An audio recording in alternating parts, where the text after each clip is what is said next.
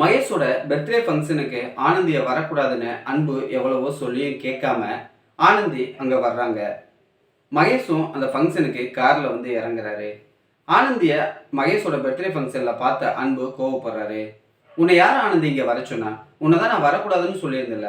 என் பேச்சு மீறியும் நீ இங்கே எதுக்கு வந்தேன்னு கேட்க, இல்லை அன்பு, இன்னைக்கு எப்படியாச்சும் நான் உன்னை லவ் பண்ணுறேங்கிற விஷயத்த மகேஷ் சார்கிட்ட சொல்லியே ஆகணும்.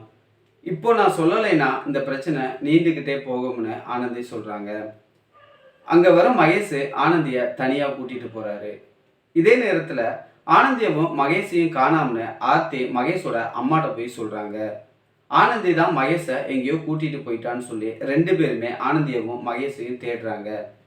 இந்த சமயத்தில் மகேஷ் ஆனந்தியை மொட்டை மாடிக்கு தனியாக கூட்டிகிட்டு போகிறாரு. கையில் இருந்த ரோஸை எடுத்து, ஆனந்தி, நான் உன்னை உயிருக்குயிராக லவ் பண்ணுறேன், உன்னை தான் கல்யாணம் பண்ணிக்கணும்னு ஆசைப்படுறேன்னு சொல்கிறாரு. இதை கேட்ட ஆனந்தியால் அழுகையை அடக்க முடியலை.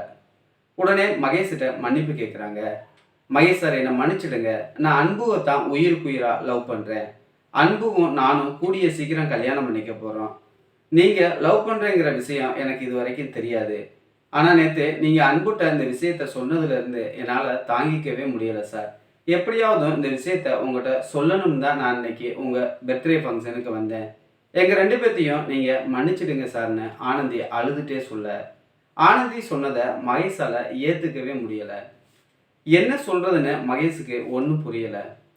உடனே அங்கேருந்து கீழே இறங்கி வரும் மகேஷ் பர்த்டே ஃபங்க்ஷனில் கலந்துக்காம கோவத்தோட கார் எடுத்துகிட்டு வீட்டுக்கு போகிறாரு. இதை பார்த்த மகேஷோட அம்மாவும் ஆர்த்தியும் என்ன நடந்துச்சுன்னு தெரியாமல் முழிக்கிறாங்க. ஆனந்தி நேராக அன்புட்ட வந்து நடந்த விஷயத்த சொல்கிறாங்க. மகேஷ் சார்கிட்ட நம்ம விஷயம் உண்மையை எல்லாத்தையுமே சொல்லிட்டேன், இதுக்கு மேலே முடிவெடுக்கிறது அவரோட விருப்பம்னு சொல்ல ஆனந்தியும் அன்பும் அங்கேருந்து கிளம்பி போகிறாங்க.